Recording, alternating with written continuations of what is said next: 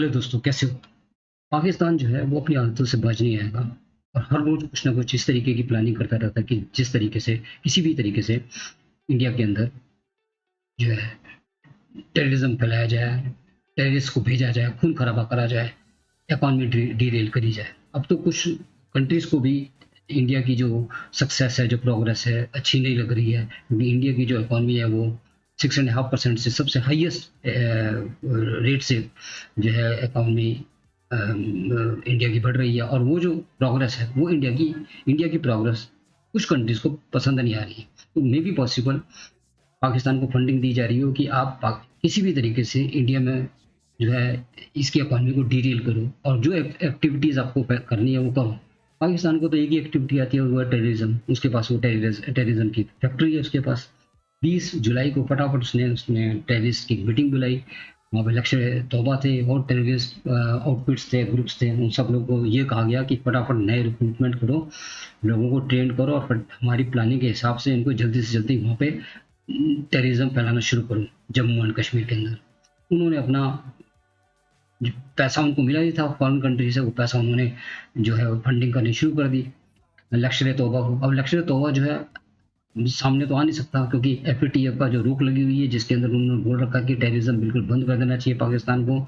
इसकी वजह से उन्होंने जो उनका जो उनका लश्कर तौबा का जो हेड था, हाफिज हाफिज सैयद को उन्होंने जेल में डाल रखा था। 31 साल की जेल डाल रखी है, लेकिन कोई जेल वेल में नहीं है, वो घर में बैठा हुआ, उसको बल्कि प्रॉपर सिक्योरिटी भी मिली हुई है। उसने जो है वहाँ पे अपने लोगों को इकट्ठा करना शुरू कर दिया है। और जो उसने अपना एक बना रखा है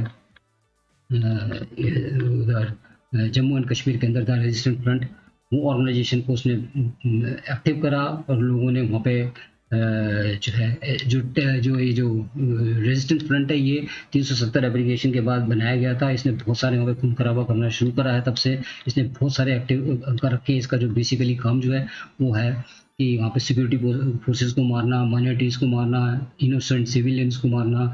और ये कोऑर्डिनेट करता रहता है transportation of weapons, terrorist organisations को, रिक्रूटमेंट ऑफ टेररिस्ट को, और इन्फिल्ट्रेशन जो टेररिस्ट होते हैं जो पीओके से इंडिया के अंदर जाते हैं, और smuggling of weapons and narcotics.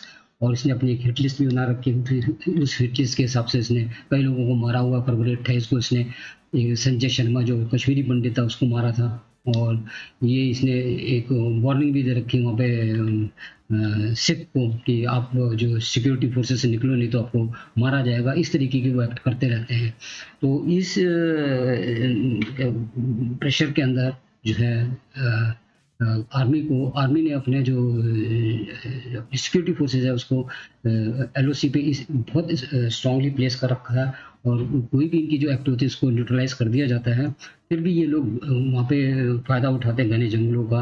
और कुछ उन्होंने सुरंगें भी बना रखी वहाँ से निकल कर, और ये लोग यहाँ पे कश्मीर में आके और ये खून खराबा करते हैं।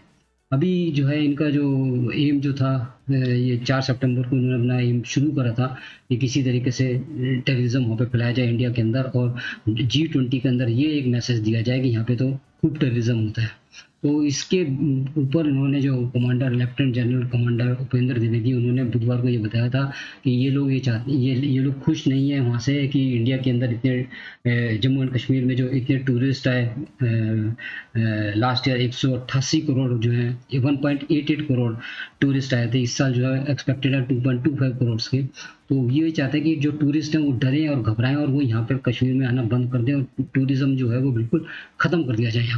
यहाँ पर जो है जो तरक्की हो रही है जम्मू एंड कश्मीर में, वो भी उसको पसंद नहीं आ रही। यहाँ पे आईआईटी कैंपस आ गया, आईएम्स कैंपस आ गया, यहाँ पे road, hospital, college, school, sports complex, electricity, employment हो रही है। अब नए बिजनेसेस आ रहे हैं, लोगों को सेल्फ एम्प्लॉयमेंट मिल रही है, अपना अपना बिजनेस करने के लिए लोन दिया जा रहा है। तो ये सब कुछ इतनी प्रोग्रेस जो हो रही है जम्मू एंड कश्मीर में, ये डाइजेस्ट नहीं हो रही है पाकिस्तान को और दूसरी कंट्रीज को। इसलिए वो चाह रहे हैं कि किसी तरीके से यहाँ पे प्रॉब्लम फैलाई जाए। तो G20 की प्रॉब्लम को कंसिडर करते हुए इन लोगों ने क्या करा था, 4 सितंबर को इन्होंने जो है टेररिस्ट को भेजा था, जो कि स्पॉट कर लिया गया था, जो पता लग गया था कि भाई एक टेररिस्ट यहाँ पे घूम रहा है, उसको उसी टाइम उसको न्यूट्रलाइज कर दिया गया, मार दिया गया। और फिर 7 सितंबर को फिर दोबारा से इनपुट आई कि कुछ 2 टेररिस्ट हैं जो कुछ बैग लेके इधर से उधर घूम रहे हैं, तो उसको उनको उसके ऊपर उन्होंने उसका पीछा करा, उसके ऊपर गोली चलाई गई। शाम को 6:30 बजे तक गोली चलाई गई, लेकिन अंधेरा होने की वजह से वो लोग भाग गए। लेकिन उसमें से एक को गोली लगी थी, इसलिए उसके खून के स्पॉट मिले। तो जो डॉग है उनका कैंट और उसका जो डॉग हैंडलर है, उन दोनों ने मदद से उसके पीछे भागे। नेक्स्ट डे मॉर्निंग में उसका चेज करा। तो जब टेररिस्ट ने देखा ये हमारे बिल्कुल पास आ गया, तो उन्होंने एकदम फायर शुरू कर दिया। उस फायर के अंदर वो डॉग जो है वो सामने आ गया। डॉग तो की डेथ हो गई। और पुलिस ने जो आर्मी थी और जो जम्मू एंड कश्मीर के पुलिस थे, इंटेलिजेंस थे, उन्होंने 2 में से 1 टेररिस्ट को मार दिया और दूसरे टेररिस्ट को भी मार दिया था उन्होंने 3:15 में। लेकिन इस एनकाउंटर में जो 3 जो थे लोग घायल हो गए थे। और जो जो तीनों थे वो बाद में जाकर उनकी डेथ हो गई थी। एक तो थे कर्नल मनप्रीत सिंह थे, मेजर आशीष थे, और जो deputy superintendent of Jammu and Kashmir Humayun Bhatt थे। तो इनकी जो है ये लोग शहीद हो गए थे। तब जो है जो लेफ्टिनेंट गवर्नर थे, उन्होंने अपना जो उनको श्रद्धांजलि दी उन तीनों को। इवन वो पर्टिकुलरली उनके डिप्टी सुपरिटेंडेंट हुमायूं को उनको उसको ट्रिब्यूट दिया गया। और जितना सारा जो नेशन था वो stands firmly with the family in this hour of grief. तो ये जो पाकिस्तान का मंसूबा है, जो पाकिस्तान की जो सोच है, जो कि किसी तरीके से यहाँ पे